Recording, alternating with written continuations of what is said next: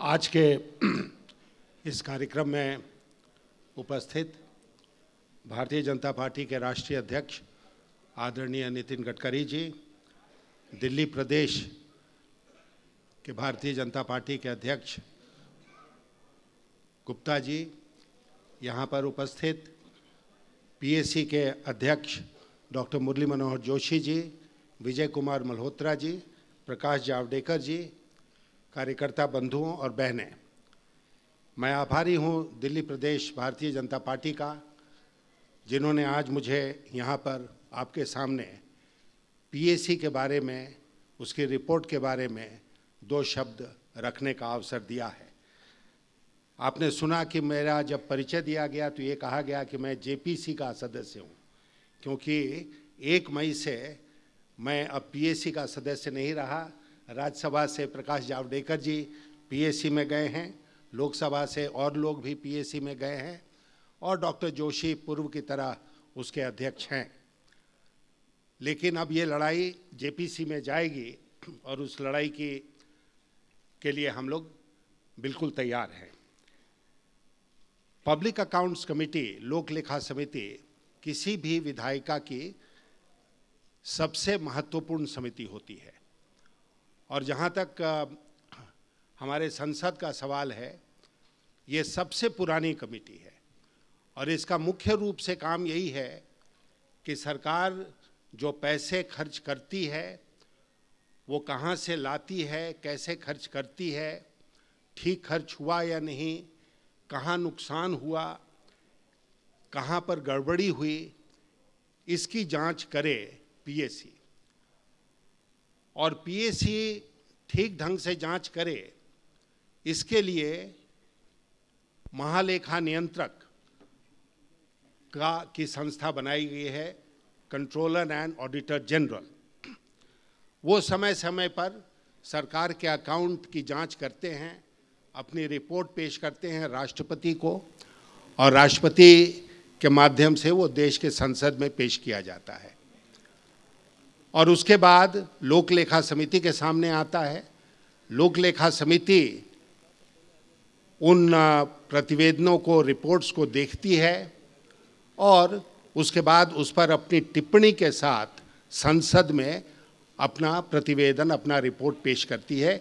यही व्यवस्था हमारे संविधान के अंतर्गत है, चाहे वो प्रदेशों की विधानसभा हो या देश की संसद हो। परंपरा के अनुसार, चूंकि ये बहुत ही महत्वपूर्ण काम है और सरकार के ऊपर नकेल कसने का, नियंत्रण रखने का काम है, इसलिए परंपरा के अनुसार हमारे लोकतंत्र में लोक लेखा समिति का अध्यक्ष कोई जो प्रमुख विपक्षी दल है उसका सदस्य लोकसभा का वो अध्यक्ष बनता है लोक लेखा समिति का।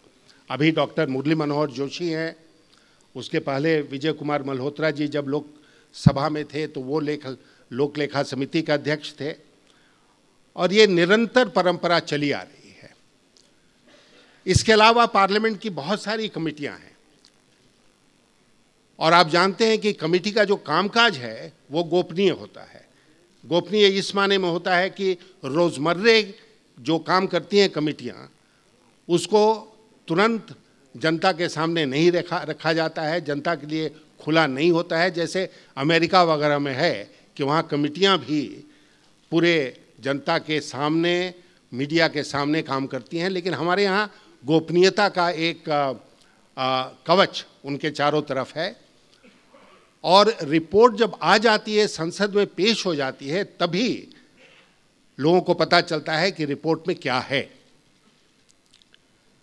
ये एक व्यवस्था हमारे यहाँ है और कहा यही जाता है, इसका तर्क यही दिया जाता है कि जब संसद सदस्य किसी भी कमेटी में जाते हैं तो अपना उनका जो पॉलिटिकल बैज है वो बाहर छोड़कर जाते हैं।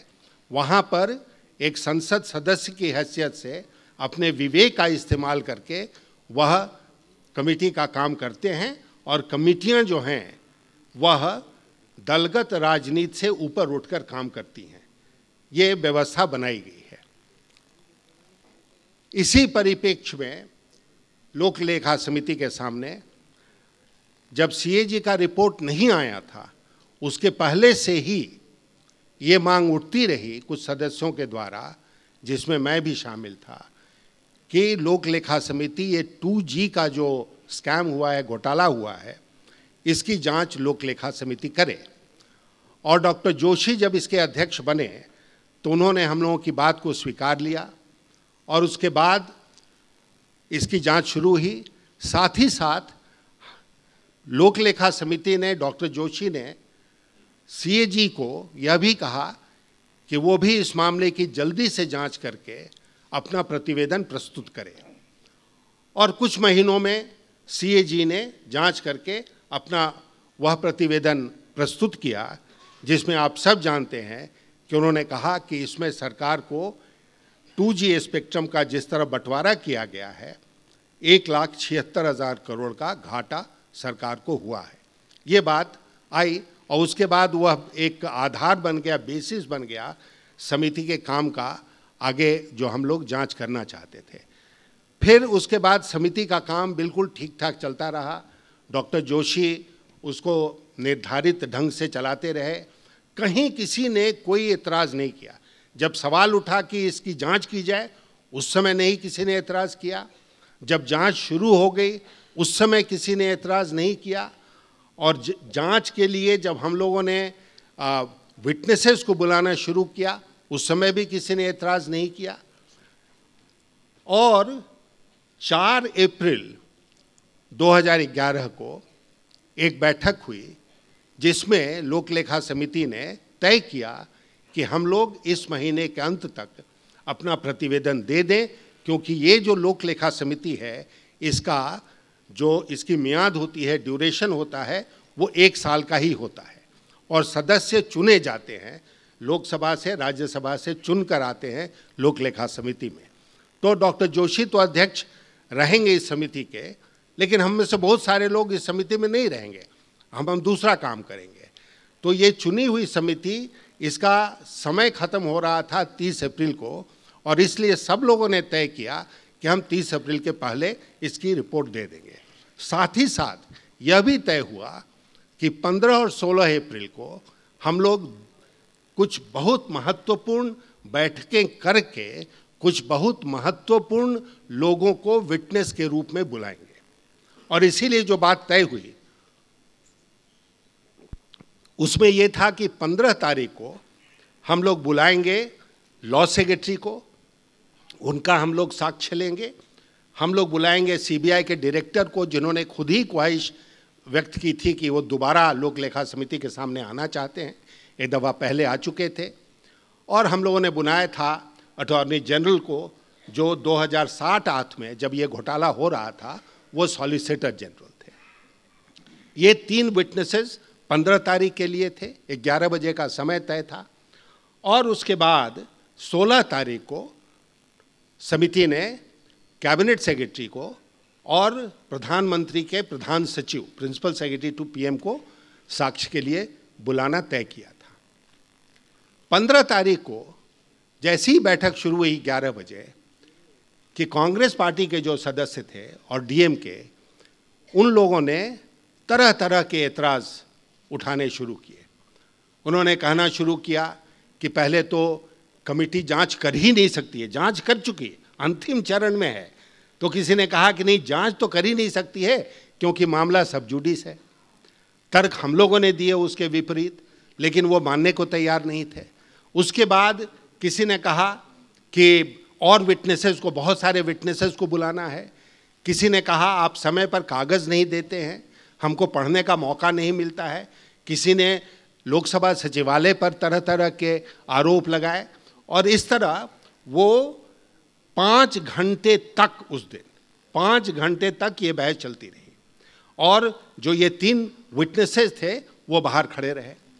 अंत में हमारे जैसे कुछ लोगों ने अध्यक्ष से कहा कि बहुत हो गया, अब इसके लिए आप विटनेसेस को बुलाइए।